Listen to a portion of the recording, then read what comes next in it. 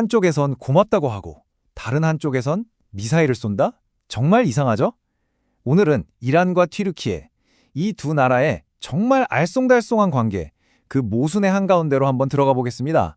자, 이 미스터리를 풀기 위해서 먼저 이 감사화 미사일이라는 핵심 모순부터 짚어보고요.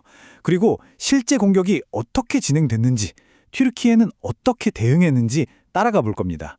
여기에 미국은 또 어떻게 끼어드는지, 그리고 제일 중요한 거, 그래서 앞으로 어떻게 될 건지 이 순서로 한번 살펴보겠습니다.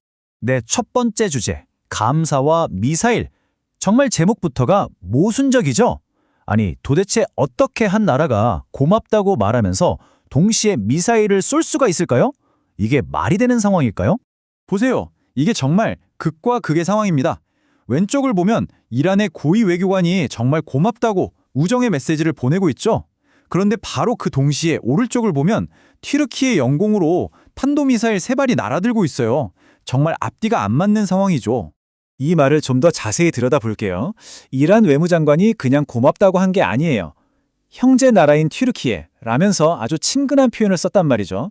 라마단의 축복 같은 종교적인 표현까지 써가면서요. 이런 따뜻한 말을 들었는데 바로 며칠 뒤에 미사일이 날아왔다고 생각해보세요. 얼마나 황당하겠어요?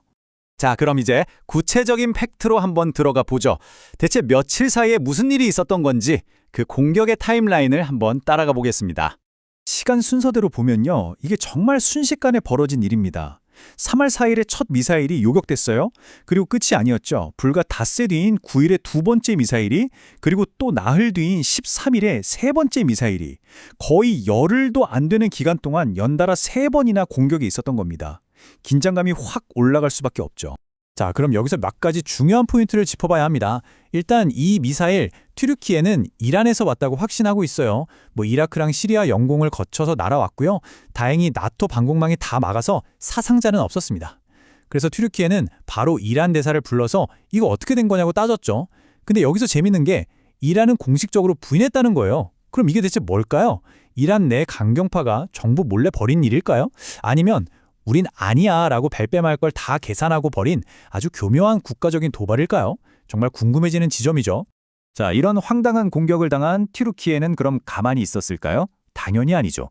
아주 명확한 투트랙, 그러니까 양면 대응에 나섭니다. 바로 이거죠. 외교적으로는 강하게 압박하면서도 군사적으로는 한 번만 더 그러면 가만 안 있겠다는 힘을 보여주는 겁니다. 이건 정말 교과서적인 지정학적 대응 방식이라고 할 수 있어요. 대화의 문은 열어두되 우리 집 방패는 더 단단하게 만드는 거죠. 구체적으로 보면 딱 2가지입니다. 첫 번째, 외교 채널을 가동해서 이란 대사를 외무부로 불렀습니다. 이거 설명해봐라 하고 공식적으로 따진 거죠. 그리고 두 번째, 말로만 하지 않았어요. 바로 말라티아 지역에 패트리오트 미사일 방어 시스템을 배치하겠다고 발표합니다.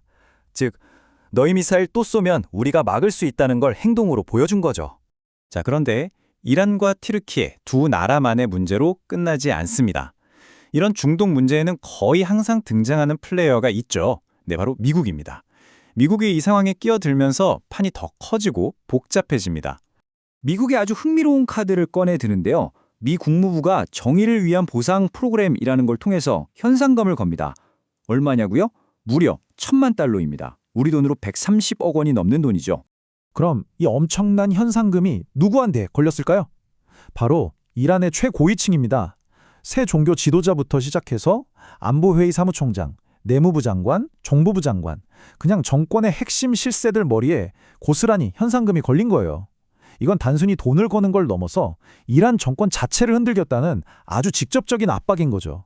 자, 지금까지 이란의 미사일 공격, 튀르키예 대응, 그리고 미국의 개입까지 쭉 따라와 봤는데요. 결국 돌고 돌아서 우리는 다시 처음의 질문으로 돌아오게 됩니다. 도대체 이 풀리지 않는 질문, 이 모순을 우리는 어떻게 봐야 할까요? 그래서 마지막 질문은 이겁니다. 이란과 튀르키예, 이 두 나라는 과연 동맹일까요? 아니면 적일까요? 형제라고 불렀다가 미사일을 쏘는 이 관계의 미래는 어떻게 될까요?